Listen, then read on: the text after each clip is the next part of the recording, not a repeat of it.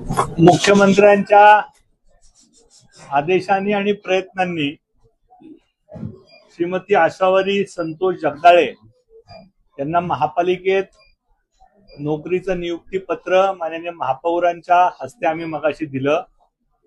त्यावेळेस स्वतः आदरणीय महाराष्ट्र राज्याचे मुख्यमंत्री देवेंद्र फडणवीस हे सुद्धा आसावरी आणि त्यांच्या मातोश्री यांच्याशी बोलले आणि त्यांनी स्वतः बोलून तिचं सांत्वन करून तिला या नोकरीचं पत्र प्रदान करताना स्वतः माननीय मुख्यमंत्री दूरध्वनीद्वारे उपस्थित होते।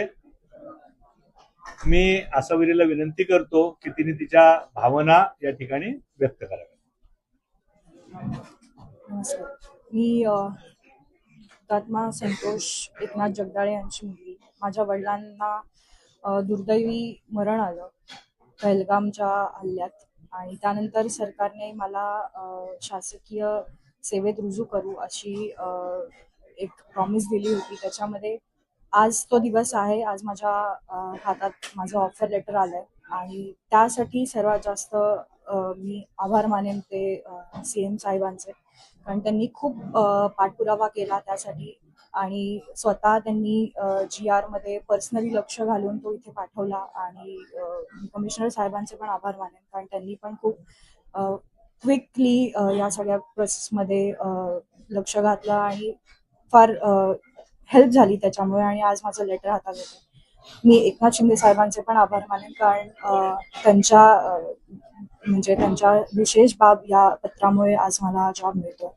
सर्वांचे मी खूप मनापासून आभार मानते आणि माननीय मुख्यमंत्र्यांचे तर मी सर्वप्रथम आभार मानले आणि मानतीये, कारण देवेंद्र फडणवीस साहेब माझ्याशी स्वतः फोनवर मगाशी बोलले आणि त्यांनी मला आशीर्वादही दिले, मला आभार व्यक्तही केले।